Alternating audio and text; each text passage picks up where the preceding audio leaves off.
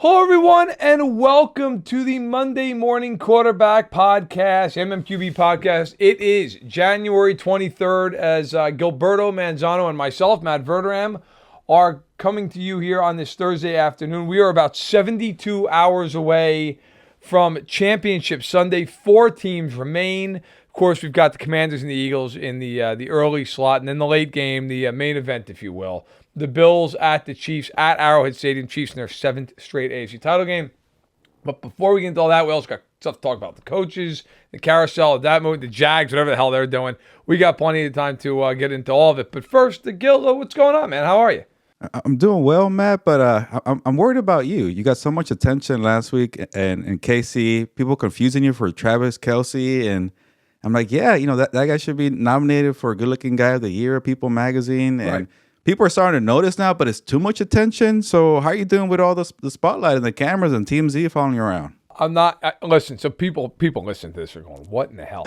So, first of all, the answer to that question is, I'm dealing with the limelight the best way I know how. So what happened was I don't know who the hell took the photograph, but I was at Travis Kelce's locker interviewing him amongst a scrum of TV cameras and other reporters. But in this photograph, you obviously see Travis Kelce really well. You see me crystal clear next to him, and you don't see anybody else's face because they're all behind cameras and everything else. So I think there's a Swiftie on Twitter tweets out this photograph, obviously talking about Travis Kelce, and is like, oh, he's so good looking, or like something to that effect. And I was driving back. I, of course, covered the game for us over at SI. So I'm driving back, and I saw the tweet as somebody tagged me in like one of the replies. And so I just retweeted or quote tweeted it and put something like, listen, I'm flattered, but I can't have all this attention. I'm just a simple man. Thought it was like a little funny, but that was it. It is 95,000 likes on Twitter. My wife, who's not even on Twitter, saw it. Other people, like friends of mine, have been like, I saw this thing of you that's like gone viral. I'm like, it's great.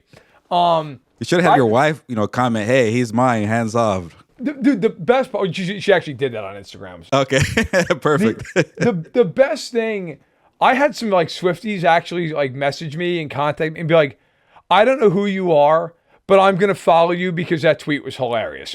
And I was like, you're going to be really disappointed because I'm mostly just talking about football on like cover 2. But yeah, no, it was really funny. I don't know Travis Kelce like super well. I've had him on my podcast, or actually I've had him on podcasts I've been on a few times, I should say.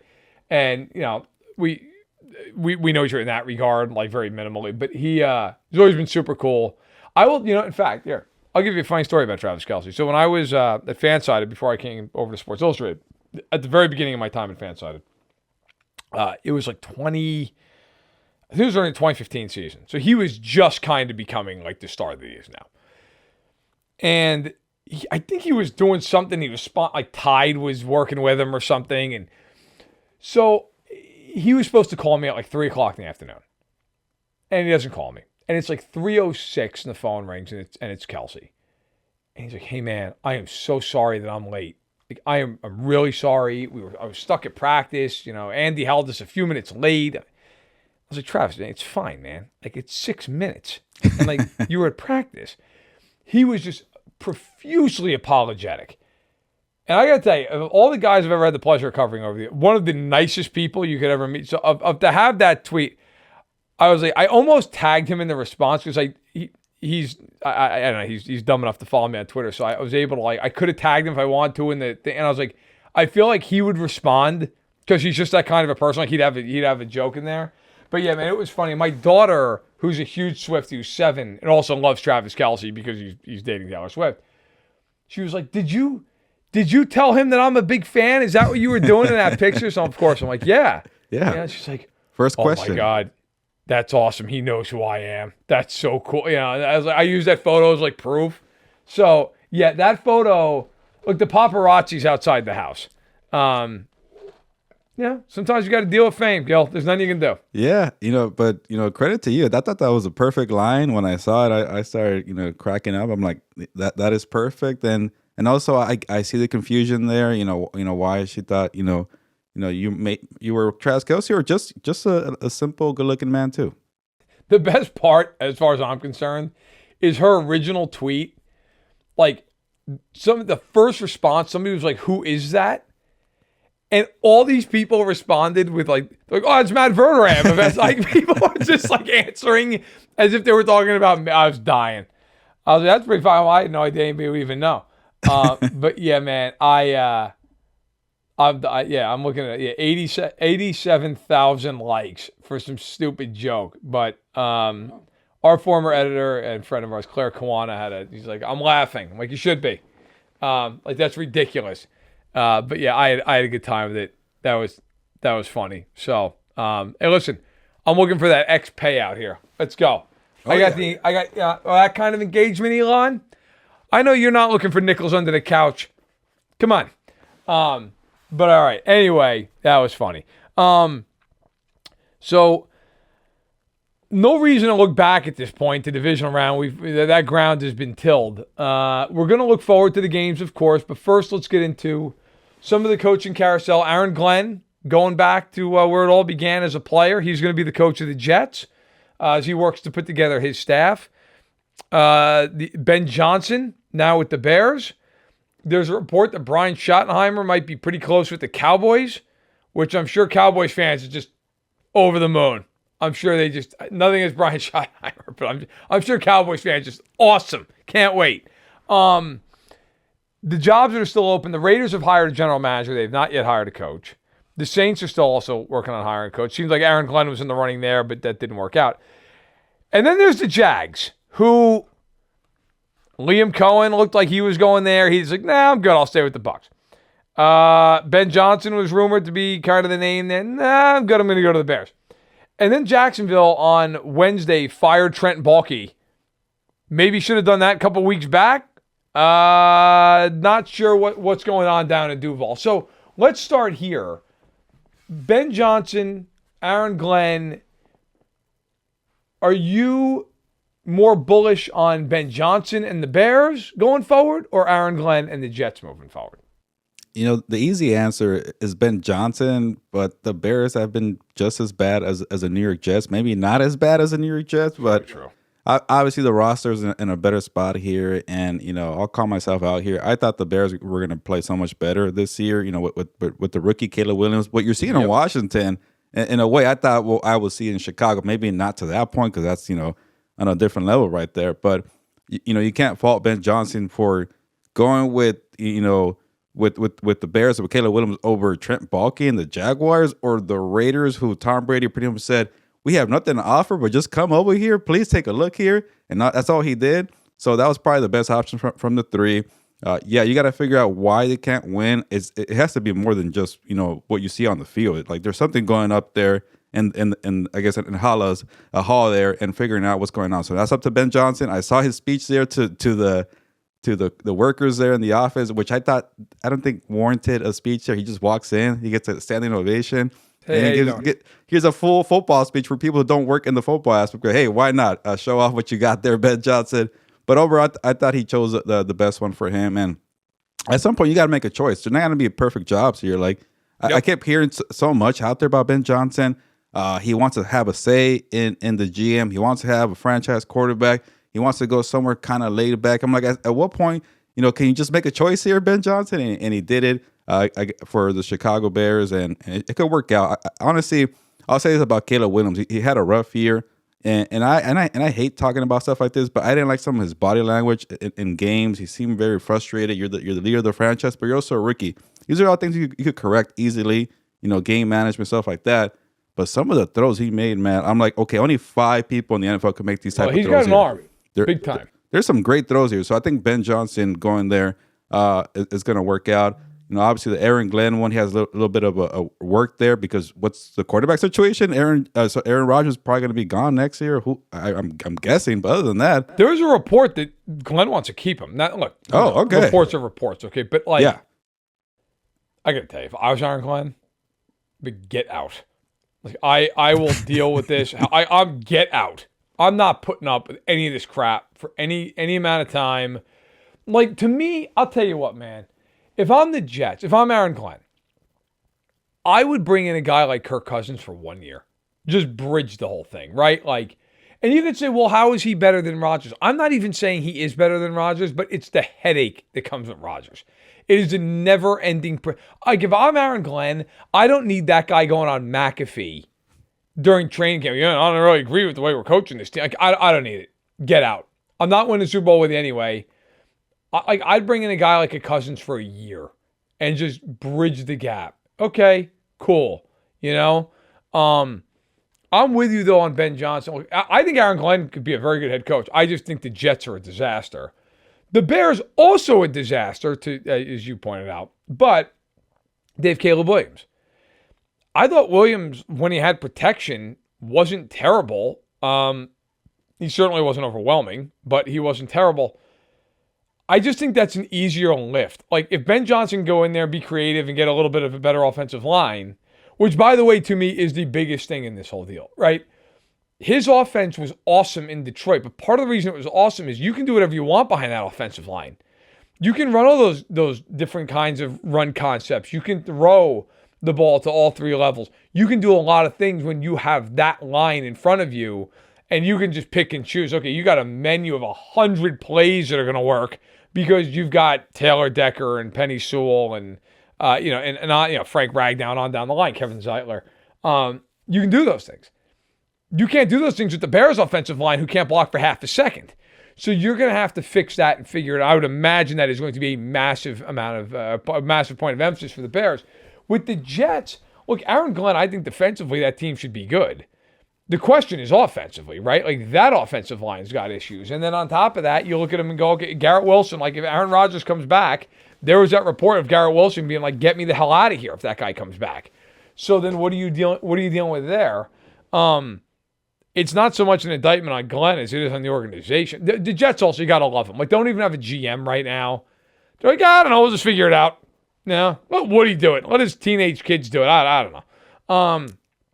I believe more in the Ben Johnson Bears combo, mostly because the Jets are who they are until proven otherwise. Yeah, what do you really have with the New York Jets? Like you mentioned there, you do have a good defense, and Aaron Glenn's background is defense. And right.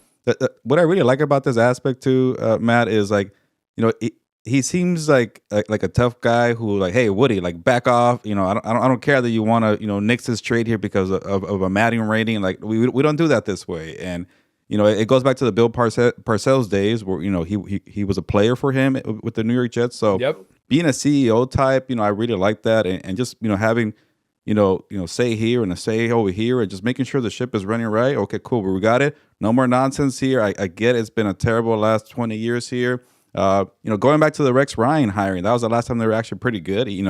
Obviously he was defensive minded, but also no nonsense. I'll speak what I think is true here, and let's figure it out. Let's do it my way or the highway. So, it doesn't seem like the most hard ass kind of coach, but he just seems like a guy who's like, yeah, I'm going to tell you how it is, and I don't think that's the way we should do it here. No more doing stuff like that. So to me, from that standpoint, I thought the Jets got it right with Aaron Glenn. I think Glenn could be a good coach if they get the hell out of his way. Yeah. I mean, that to me is the biggest question. By the way, I love the hire of Lou Anarumo to the Colts. I think that's a great hire. Like, Anarumo, I love how the Bengals, who have just invested nothing in that defense for years on end, and then watched it crumble as Jesse Bates left, and Mike Hilton got old, and Sam Hubbard got hurt, and everything else. And then they tanked, and they're like, man, it's got to be Anarumo. I'm like, have you seen that guy coach defense? I don't think that's the problem. I love that hire for the Colts. They got to add to some pieces in the secondary and all that, but I think that's a really good hire from a coordinator perspective. Underdog is the best place to cash in on all your takes during the playoffs. Which players are going off and which ones are ice cold. With over 5 million happy players and $2 billion won, Underdog makes it fun and easy to cash in on all your favorite athletes' performances. With their Pick'em game, you could win up to 1,000 times your money just by choosing higher or lower on a player's stats, like yards, touchdowns, interceptions, and more. Underdog is the only pick'em platform that puts the power to cash out in your hands. Now you can either keep riding with your entry or tap the Win Now button to cash out whenever you want. Every dog deserves a second chance, and with Underdog Rescues, you can get your money back and receive a promo if an early injury causes your entry to lose. Now, I am not much of a pick'em expert, but a lot of my friends too, who are novices in this whole thing, say that Underdog is the best way to immediately get into the game. For example, this week, look at, hey, is Brock Bowers going to get higher or lower than 8 catches? Is Joe Mixon going to score more or less than 1 touchdown? These are great ways to get into the game, spice up the action a little bit, and make your weekend of watching football all the more enjoyable. And Underdog is the best place to play pick'em.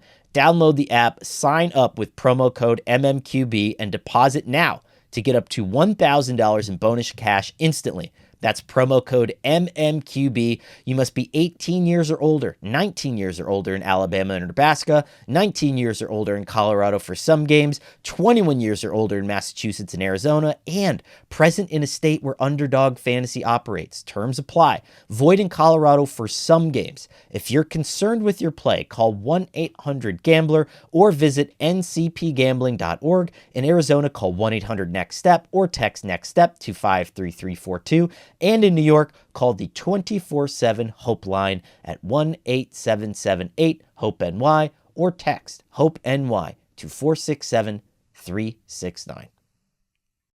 I want to talk about the Cowboys. Clarence Hill, who was well respected, a hell of a reporter down. He's beat writer for trying to find the exact. I want to say the Dallas. Oh, I gotta find.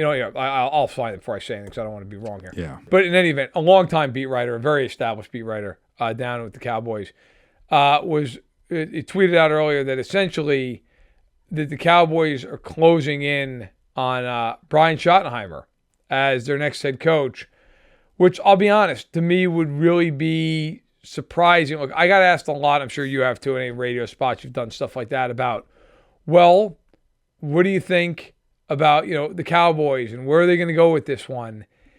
And my thought was they're going to get an experienced assistant or a former head coach because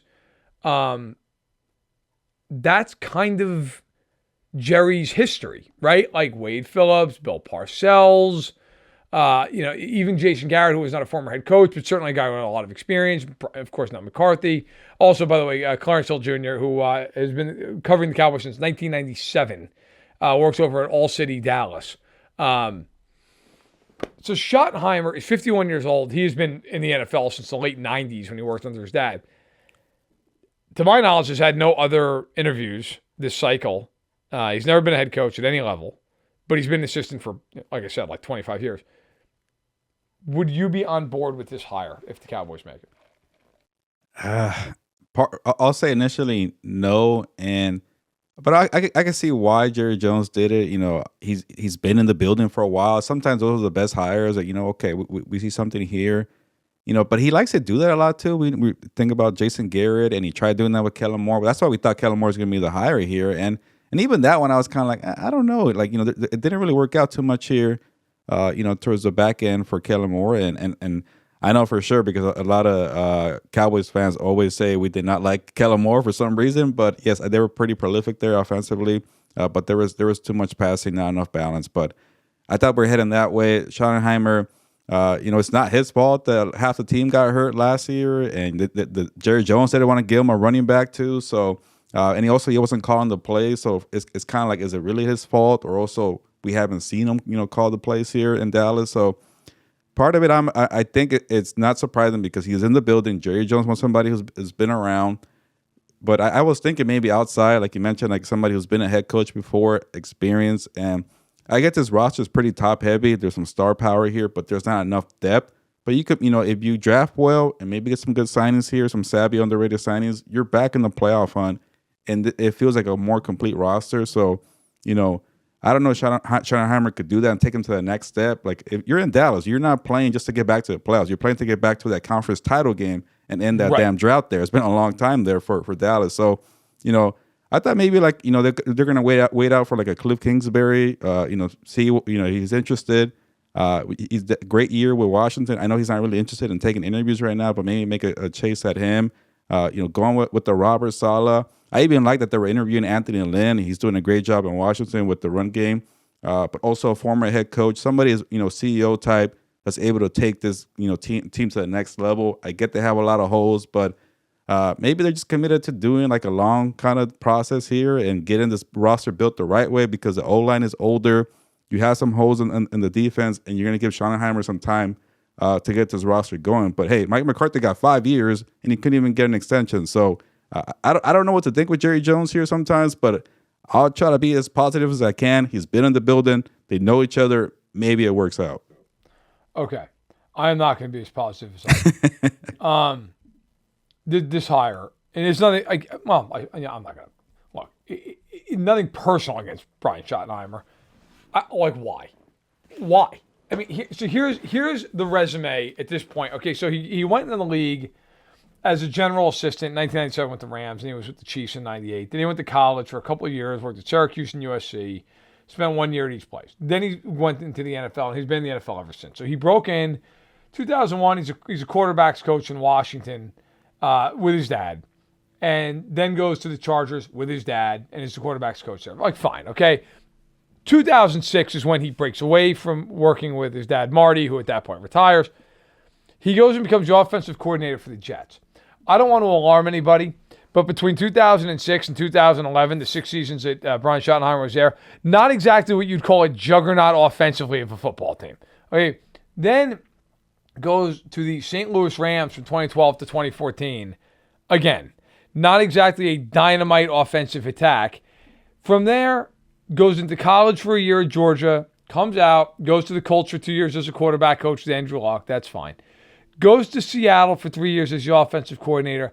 Had some success there. Russell Wilson played well under him. They let Russ cook a little bit. However, he ended up getting fired after 3 years because he and Pete Carroll just could not see eye to eye on how to run the offense. You could argue whether that's a Carroll thing or a Schottenheimer thing, but that's how it ends. And then from there, he ends up going to Jacksonville for a year as the passing game coordinator, and then has been in Dallas for the last couple of years, of course, most recently being the offensive coordinator under Mike McCarthy. Here's my thing. What is in that resume? You're like, man, got to bring him on board. Jerry's bringing him on board because he's a veteran coach, which is fine. I respect that. And because he's not going to have to pay Brian Schottenheimer a ton of money. He is not going to have to outlay $20 million, $15 million bucks per year. And for anyone who's out there who's unaware, that does not count against the cap. Coaching staff, not against the cap. So you pay whatever you want. And my opinion is Jerry doesn't want to sit there and have to pay anybody whatever they want, which, okay, it's his money. He's allowed to obviously spend it or not spend it however he'd like. You are the Dallas Cowboys. You can't get somebody better than Brian Schottenheimer to run that team. Look, maybe they hire Brian Schottenheimer and it turns out great. But I just look at that and it's like that's the hire. That's what we're doing in Dallas. I just feel like it's a very underwhelming move for a team that has been stuck in neutral or reverse for the last quarter century. Yeah, that resume is not the best here, and it was so hard for me to remember the resume. I know he's been an OC somewhere else, and I'm like, 3-4 times he's been the OC, and he's getting all these opportunities. I remember the Seattle days, but I totally forgot about the St. Louis days, and those were not some good years too. So he's done this before. I hope that he's not calling the plays. Maybe he gets to kind of oversee the team there, and somebody else is calling the plays. But that tells you a lot. He's not even the creative genius play caller. He is not even a former head coach, but like you mentioned, as many years of being in the NFL. Obviously, his dad was one of the greatest head coaches in the NFL. R.I.P. to Marty Schottenheimer. But it's just when he has these opportunities, what has he really done with them? I mean, look, not to sound like a jerk, but just being real. If his last name's not Schottenheimer, is he coaching the NFL? Yeah. I mean, based on his resume. Now, I'm not saying at this point, I'm not saying he doesn't have the knowledge of the game. Obviously, he does. But in terms of what his production has been, or the unit's production has been under him, what is there to cling to? What are you like? Yeah, that's what I'm hanging my hat on. Nothing against him. Never spoken with the man, but might be the best guy in the world. Certainly, his father, one of the class acts. And Brian seems, anytime I've seen him interviewed, to fall from that same tree.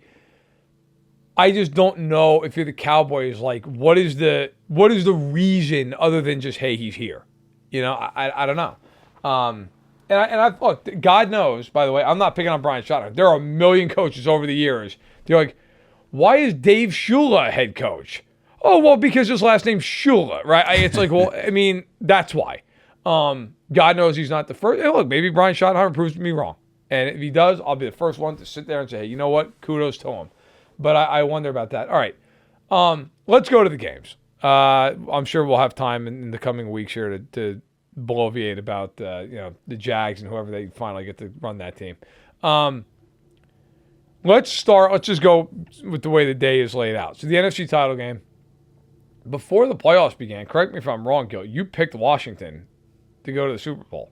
Well, I guess I'll correct you a little bit, but I'll take the credit. I had a mid-season pick was Washington, Kansas City. So I'm really hoping that plays out this weekend so I can. That would be incredible. Hey, you know what? Look at this. I had the Commanders in October. It's not August, but I'll take October. My preseason pick was already wrong. I had like Houston and Detroit. That was terrible. And then the playoff pick, I had Detroit and KC, the two ones there, which one's already out. So that October preseason pick, the third time, is a charm, or the second time in this order here. But yeah, I protected myself all around here, Matt. Okay, good. That's smart. You got to cover the whole board. Well, I had the Chiefs and the Lions. So half my pick is still viable. The other half, not so much.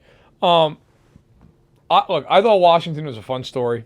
Before the year, I actually said I went on a radio show in Washington. Said they were my dark horse to make the playoffs. That was about as far as I saw them going. They've obviously done more than that. And now they sit here after hanging 45 on the Lions. They now sit here one game away from the Super Bowl, where they have not been since 1991. They go to Philadelphia, of course, for a game against the Eagles that the weather is supposed to be cold but clear. The Eagles are a significant favorite in the game. It's a game that certainly if you're sitting there and you're handicapping it, you'd have to say the Eagles are favored by 6 points. That seems fair. But Jaden Daniels has been unbelievable. He has been the star of the playoffs at this point. That offense is extremely efficient, despite really only having one other star in Terry McLaurin. They've been very efficient. Cliff Kingsbury, give him a lot of credit. He's coached the heck out of this team as the OC there. Dan Quinn's been aggressive on fourth down, stuff like that. This is, of course, a divisional rivalry. These two teams have split their season series. How much of a chance do you give Washington to go in and win this football game? Oh, a big chance, Matt. And part of the reason why I picked them to win the Super Bowl in October, which sounds silly, was because of this offense and just the composure and the poise of Jaden Daniels. Like at that point, he already had a couple game-winning drives in his young career, and they make the trade for Marshawn Lattimore. And I'm like, I like this offense. I like that move. I like the quarterback. I like the coaching staff. Why not? But then I think I crowned them too soon because I didn't see the signature victories. It wasn't like, okay, you already lost to Pittsburgh, you lost to Baltimore. Where are the big wins here? And then that victory against Philly, I get there was no Jalen Hurts for pretty much the entire game. It really changed our mindset. It felt like, okay, we can hang now. We beat Philly. Let's go beat Atlanta in a primetime game and get this damn playoff game or playoff appearance already. And then they beat, obviously, in Tampa Bay, which is an impressive victory. And then, obviously, what they did to Detroit there. So it all came together. I was shocked that it came together this soon and playing that well. And people like to debate and they want to say, well, you don't know football. Like, there's been a lot of great rookie quarterbacks. But I'll say this. I've never seen this kind of production and playoff wins at the same time. The way he's running a high motor, efficient offense and getting the green lights on the fourth downs for Jaden Daniels to get to this title game. Like, we know the list. Somebody tweeted out, Sean King, Ben Roethlisberger, Joe Flacco, Brock Purdy, Mark Sanchez. We know the pattern is very good defenses and good surroundings. He makes his team go here. It's not a number one defense or a top three defense. I don't want to take anything away from Dan Quinn's defense because they're pretty savvy. But when you have an offense that's taking shots down the field, pressing on the gas and putting a lot of pressure and scoring touchdowns, it helps you out with a 5-0 takeaway advantage like last week too. So they're all doing their part here. So, but I go back to that Week 16 victory where I get it. Jalen Hurts got hurt, but he doesn't play in Vic Fangio's defense. The way that Jaden Daniels was able to pick the holes in Fangio's defense and the way he confused them with his mobility, where the DBs were like, okay, should we go attack and rush Jaden Daniels? Do we stay with our guys? They couldn't figure it out. So I thought that really played into their advantage. Obviously, you got Saquon Barkley too. They could play keep away with Jaden Daniels' offense. But the other part too, man, you could take it away from here. is say Jaden Daniels is humming and scoring points and his offense is rolling. Can Jalen Hurts' passing attack keep up? At this moment, I don't think so. We haven't seen it in a minute. It's a very interesting game in the sense that, look, I think if you're Washington, you have to find a way to curtail Barkley in this game. Like, he can single-handedly win the football game because Washington has struggled against the run this year. And we have seen Barkley in the first two playoff games. I mean, look, the Packers, to some degree, controlled him, but then at times he was able to rip off. The Rams, he just killed. He just ran all over them for the second time in two matchups this year with LA. The Commanders do not have to shut him down. They're not going to shut him down. They have to curtail him. It cannot just be Saquon Barkley ripping off 10-yard runs every 2 seconds. If they can get Hurts to have to throw the ball in this game more than they want to, they can win. That's the key to the football game because Hurts has done nothing in the playoffs. Nothing. I don't know that he's fully healthy. He has not looked good. You look at the Eagles and think, man, they should be able to throw the ball all over the place. That is not the case. That has not been the way they've played this year. Washington can do some things defensively if Philly's just got to drop back and throw. And I thought that's why they beat Detroit, other than, obviously offensively they were dominant. But they forced 5 turnovers. And Detroit got behind in that game and had to kind of just put it in Goff's hands. That's what you want in this game if you're the Commanders. You want this game in Jalen Hurts' hands.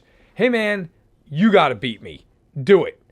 Maybe he does, but that's the game you want to play. You do not want to play a game where Barkley's got it in 2nd and 5 every 2 seconds, and now you're trying to deal with that. I think the Commanders are a real dog, like a real live dog in this game. I would not be surprised Washington finds a way to win. Daniels is, and I hate this term, but it applies here. That kid is special. That kid is a phenomenal player. And he's also the kind of guy, he's got that killer instinct to him, where if they are in this game late and he's got the ball, I'm betting on him. I don't care how good Philly's defense is. There are certain quarterbacks, you just look at them and you're like, if that guy's got the ball, the shot to win, he's probably going to do it. And that's how I feel about him. You go back, you look at that Tampa game. I even look at that Detroit game. I know it wasn't as close. Obviously, down the stretch, they pulled away. There was a moment in that game, the second half, Commanders came out leading by 10. They got the ball to start. They had the punt. Lions came down and scored. I kind of was, I was watching the game from my hotel room in Kansas City thinking, all right, this is going to be the tail of the tape right here. Can Washington respond, or do they have to punt? And then Detroit takes the lead. He drove them right down the field. And that was kind of my moment. I was like, all right, like there are not too many guys doing that at any level of their career, let alone being a rookie. So I give him a lot of credit. I know you're picking Washington because you've obviously been riding with them. I'm picking Philly because I think they're the more well-rounded team. But I will say, like, I've seen people like, oh, Washington, this is the end of the run. Look, man, I would not be surprised Washington wins this game at all. I'm going to take Philly, but I think Washington's got a very real shot to win the game. Yeah, obviously I'm riding with the Commanders, but yeah, if Philly wins and even if they dominate, like similar to that first game, I would not be surprised. Like, yeah, the Jalen Hurts aspect, is a problem, but this team has so much depth. And, I was thinking about that Rams game and the aftermath there, and I'm like, I've seen the Rams and the Eagles play each other maybe a couple of times down the last 2 years, and every time I watch these two teams, the Eagles are just a couple of steps ahead. They just have more depth, more talent, and better pieces. So, say maybe, Jaden Daniels has Terry McLaurin, but is Diami Brown and Zach Ertz, is that going to be enough against that secondary? I worry, but you look at the rosters and the names, they're not, they're not as sexy. That's the term today, right? Matt, as sexy as you or other rosters, but they find a way to make it work. And I don't want to discredit that, but that's a very good defense. And by the way, Jalen Carter, man, I really enjoyed that performance last week. This guy was a monster game record a week ago. He's a great player. He is a great player. I had a lot of questions about him coming out of the draft for obvious reasons, but he has been spectacular. There's no other way to say it. I mean, he's one of the 10 best players in the NFL defensively at this point. I mean, easily, maybe even higher than that. All right. On the other side of things, actually, before we move off that, let's just real quick give me your. If the Commanders win, this is why. If the Eagles win, this is why. Yeah, if the Commanders win, I want to say Jaden Daniels again was able to push that ball down the field. Like I can't get that pass to Daimi Brown in Detroit out of my head. That was a great dime. So he's able to do that, similar to what he was doing earlier in the year, just pushing the ball down the field. And again, I'm crowning this guy too soon in many areas, but he might have one of the best deep balls in the NFL. So if the Commanders get that going, they win. And with the Eagles, it's pretty simple. It's kind of similar a recipe. If Saquon Barkley is going and getting you 200 rushing yards, that's pretty much a lock for a victory, especially 200. I can't believe that the Rams allowed that 2 games in the same season. 4 touchdowns that went over 60 yards. How do you do that defensively? It must hurt you if you're in that locker room. But Saquon and then obviously the championship caliber defense, if they do that, they're going to win that easily. Yeah, look, I think so. We're in pretty much lockstep here. If Washington wins, it's going to be because Daniels is spectacular. Like I don't see a world where he's just decent and they win that game. He's going to have to be great. If Philadelphia wins, it's because Barkley's all over the place. And I'll add to it. You brought this point up. If Washington just has a hard time getting open, if those corners is able to handle it, I think McLaurin's going to have a really big day. It's going to be one of those games where he makes 2 or 3 catches where you're like, oh my God, like he just took the ball out of the Gene's hands or went over Blankenship or whatever, that kind of a thing. But I think it's a really interesting game. And if Philly wins, it's the second Super Bowl appearance in 3 years. I mean, geez, we've been talking about Sirianni being on the hot seat. It feels like the whole damn time. The guy being in 2 Super Bowls in 3 years. And if Washington wins, first appearance in Super Bowl 26. So a long time coming in Washington. But really, man, if you're the Commanders, I know it doesn't feel this way if you're a Commanders fan right now. You're playing with house money. I mean, my God, you've had a year nobody, even the biggest homer in the world couldn't have sat there and expected this. So that's that. On the AFC side, where nobody's playing with house money, you could argue Kansas City, but I don't think they would tell you they're playing with house money. Look, the Bills at the Chiefs. Bills beat the Ravens in a game where the Ravens, but they're going to think about that game for a long time in Baltimore. Buffalo wins the game. They go to Kansas City. I was in Kansas City on Saturday where the Chiefs really, I thought, played kind of a ho-hum game, but they beat the Texans 23-14. The defense gave up some yards, not a lot of points. The offense started slow, played better as the game went on. Mahomes made that levitating touchdown pass to Kelsey.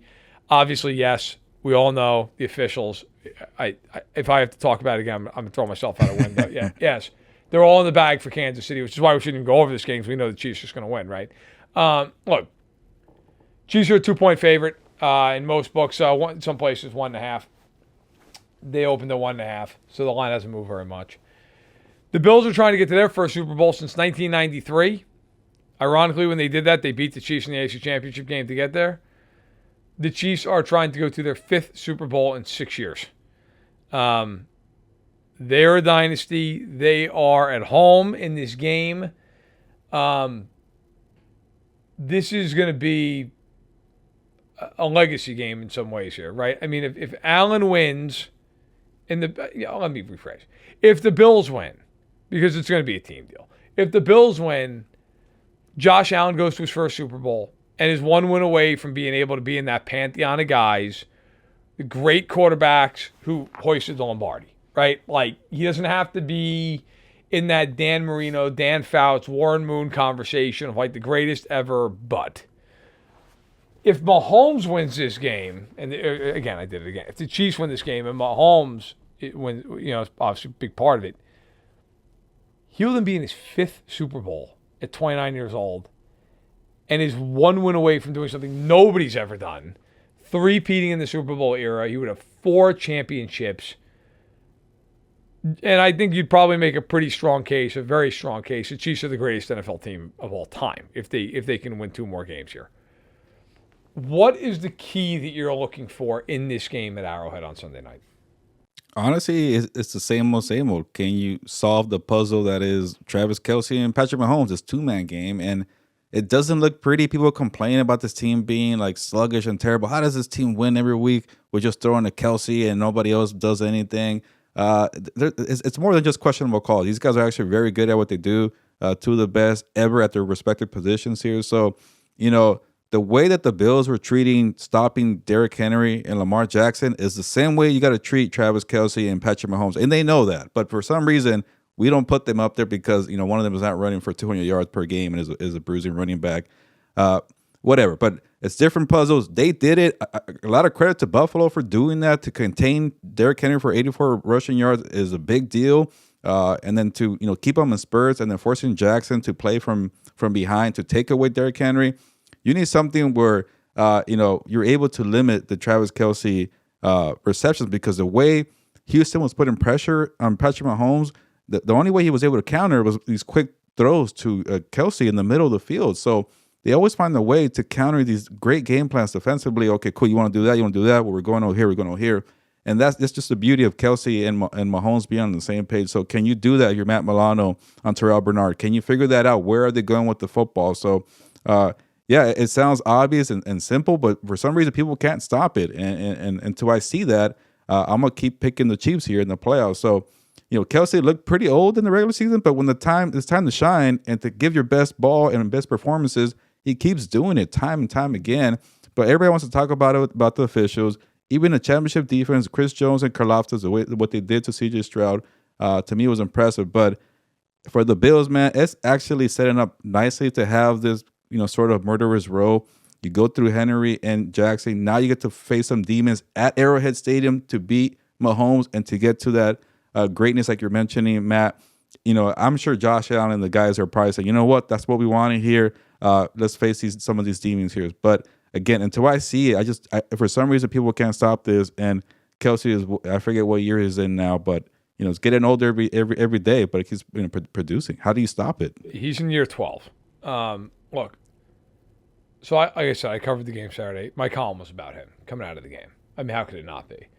And I just looked it up to make sure I had the right term. I think he'd struggle to outrun a parked bus right now. Like, he can't. You watch him from up top in the press box. There was the 49-yard play. I just started laughing. Like, it was he was running like me, and was just weaving like in and out of guys, and is sliding off of them. And you watch everybody else come off the line of scrimmage, and they're full tilt, man. They're firing like those legs are like pistons in an engine coming off the line. And then there's Travis Kelce. And Travis Kelce's like the guy who's coming off an Achilles at the Y who plays basketball, and he's like 46 years old. And he just kind of ambles out there and gives like a half-hearted shimmy and then just shakes like three guys and he's wide open. And you're like, how is this happening? He does it every time they need him to do it. I think this game is very easy. Everybody's going to focus on Allen and Mahomes, and that's fine. They're the greatest two quarterbacks on earth right now. Mahomes and Allen 1-2. This game is going to come down to, can the Bills turn the Chiefs over? And can the Bills get pressure on Mahomes? The reason I say the first is because the Bills have been amazing at forcing turnovers in this game, in this season. In fact, including the playoffs, they've only had 2 games where they have not forced a turnover. One was against Denver in the playoffs, where they obviously won. One was against the Rams. They lost. They are plus 24, if you include the Ravens game, plus 27 in the turnover ratio department. No team is better than plus 16. They are dominant in that regard. But here's what's interesting. The Chiefs were turning the ball over like crazy earlier in the year. The last time the Chiefs turned the ball over was Week 11 against the Bills. They've not had a turnover since Week 11. To me, if Buffalo's going to win this game, they have to continue to have that calling card. They have had the best average starting field position in the NFL this season because they have gotten so many short fields. If they don't get a short field against Kansas City and they've got to go 75, 80 yards against that defense every single drive, that becomes a lot harder. That turns 7s into 3s. That turns 3s into 0s. Instead of having to go 50 yards or 40 yards, now you got to go 70 yards. It just changes things. I think Buffalo doesn't have to win the turnover battle by 2 or 3 or 4, but they probably have to get a turnover or 2 in the game just based on the way they've played all year long. The other thing about turnovers I think is fascinating. Matt Williamson, shout him out, give him credit. He had a stat that I couldn't even believe. In the last 37 games when the Chiefs have had the advantage in the turnover ratio, +1 or better, in the last 37 games, they're 37-0. If they win the I'll tell you right, whoever wins the turnover battle, somebody wins it, they're winning. Like, they're going to win the game. The other thing is, the Bills in the last 3 times, and they've played the Chiefs in the postseason in this era, they have 3 sacks in 3 games for -8 yards. I believe they've hit Mahomes 12 times in 3 games. Not going to cut it. Like, they have to get to Mahomes in this football game. Ed Oliver, where are you at? Like, I don't care if you're facing Creed Humphrey. You're going to have to beat him. You know, like, AJ Epinesa, you were a fairly high pick. You're going to have to make some plays in this game. Gregory Rousseau, you were a first-round pick. He's a good player, solid player. You need to step up in this game. You know, Gregory Rousseau's had a sack in each of the 2 playoff games so far. Got to keep it rolling. Like, I can tell you something right now. This is like a divisional game. These teams see each other so often. The Bills play a ton of nickel. They play a ton of zone. They don't blitz very much. They're pretty predictable in the way they play defense. Mahomes knows what they're going to do. If he's got 3 seconds to figure out where to go with the football, it's over. He is going to find somebody. The Ravens lit up Buffalo's secondary with Tylan Wallace and Nelson Aguilar playing the second and third amount of snaps for receivers last week. The Chiefs are not trotting those guys out. They don't have Tyreek Hill anymore, but they've got Xavier Worthy and Hollywood Brown and DeAndre Hopkins. Like, they're going to get open. So, not to mention Kelsey. The Bills have to get home in this game. If the Bills don't get home in this game, they can get on the bus. They will not stop him. And they have to get home, and they got to get a turnover or 2 in this game. Yeah, honestly, the best way to win games where you're thinking you might not get a handful of questionable call is win the damn takeaway battle or turnover battle. Like Houston went on this whole thing, you know, calling out the officials, this and that, but you scored 13 points. You didn't get what Washington had in Detroit. You won, you know, the turnover battle, you know, 5-0. Like, sometimes just go and knock out the champs or the Goliath and go ahead and do it. So, if Buffalo wants to win that game, it's probably going to come down to the turnover battle. It usually always does in any game. But like you mentioned, do they have the pieces? And I thought last week, you know, they stepped up. You know, DeMar Hamlin got a forced fumble sack, and then you got Von Miller taking the ball, returning it, and setting up a Josh Allen touchdown. So, yeah, the names don't really pop out. But if you're able to impact games that way and get takeaways and set up Josh Allen, who's already a monster to deal with, and we remember in the first game, his mobility was a problem for KC, but you win the game like that. You don't want to start a game where KC's already in the red zone because of a long kickoff return and then a dumb penalty where you take off your helmet and then you shove the coach too while you're at it. It's not great. You can't do stuff like that. That's the thing that kind of I get. I never want to talk about the officials. It was pretty bad this past weekend, but people always overlook situational football, clean football, just protecting the ball and don't make dumb mistakes like that. And sometimes you're gonna, most of the time actually you're gonna win these damn games. I'll leave it with that stuff because I've talked to the officials ad nauseum. I've been interviewed and we've done this infinitum. The first roughing the passer call is a call that is going to get called 100% of the time. And I'm not even saying it should, but it's gonna. You go up high, you hit him up high, like it looks bad, you're going to get called. The second call is a terrible call. Okay, there's no way that's a personal foul. And then I thought the most egregious thing was actually one that didn't get flagged was Mahomes with the flop. Like, come on, man. I mean, there's no place for it. The only thing I'll say about that, and like I will condemn Mahomes for that because I hate when people flop. I don't want to hear certain fan bases about it. Like Josh Allen, there is a montage of Josh Allen on Twitter just doing it for a minute straight where he's just flopping all over the place. My answer to that, the NFL should expand the personal foul penalties for the unsportsmanlike conduct category. Flopping, 15 yards into loss of down. That's it. You want to stop guys from flopping? Do that. That'll stop it. And if it's a defensive player, it's an automatic first down, 15 yards. Boom. Guys will stop doing it.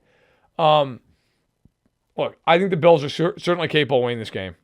I think this is like a 55-45 type thing. I think the Bills could win it. I wouldn't be surprised at all. The concern I have with the Bills is I feel like that defense has been a train wreck for the last 2 months.